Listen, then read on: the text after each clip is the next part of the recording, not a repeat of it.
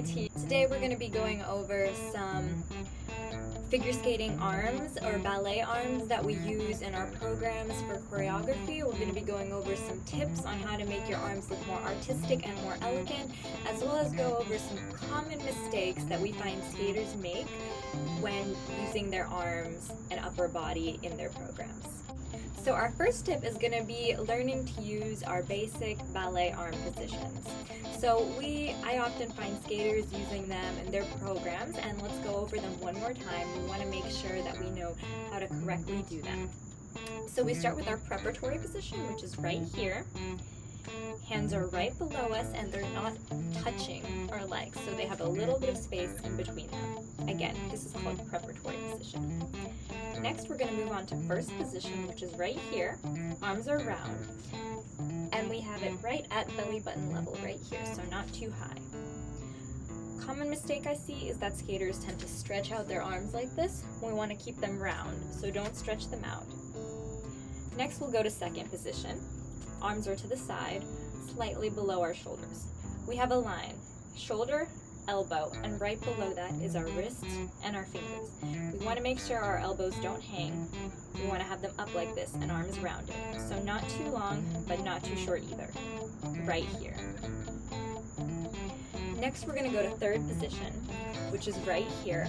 Arms are up, they're round. We want to make sure our elbows don't go in like this. So we push them to the side, and we don't want to make it too long. I see a lot of skaters tend to make their arms super long. We want to keep them round right here. So again, those are our basic arm positions that we use in ballet.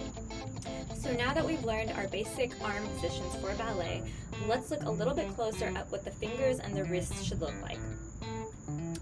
So for any of these positions, here, arms in the air, or maybe sometimes in skating our arms would just be below us.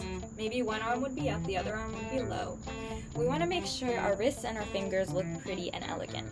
So ideally, what we want to have is we want to take our index finger and we want to connect it almost to the big thumb. So these two fingers should almost be touching, and the other arms would just be to the side, just like this.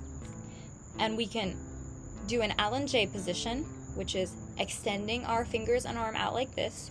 We can have round arms, and this would be the proper finger and wrist positions that we would use. Now, a common tip that I tell my skaters when I'm working with them on program choreography is to use their elbows. So any movements going up, we want to start with the elbows first, and then we extend the hands. Same thing going down.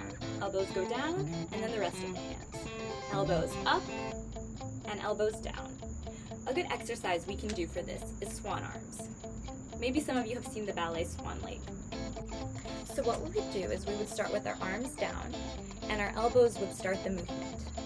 Arms would go up, wrists would touch, and then elbows would start the movement going down. And we repeat. Elbows go up, starting the arms, the wrists touch, and they go down. And we can add our chin as well. 1, and down 2. 1, and down 2.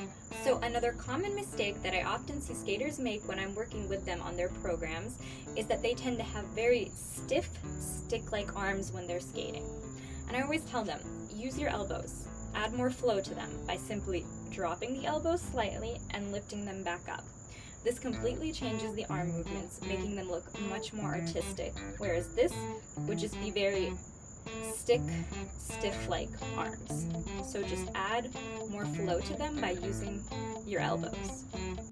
And the last tip that I have for you guys is to always add your sides. So whenever we have a movement, which I often see skaters have with both arms, going here, skaters tend to just go like this. So they do the arms, but their sides are completely stiff. Why not create an even prettier line by bending towards those arms? So break this side, whatever side it is that your arms are going to, and lean towards them more. This looks very pretty. Whereas this is much more stick-like, this also creates much more flow and a prettier angle when you're skating. Alright everyone, thank you so much for checking in.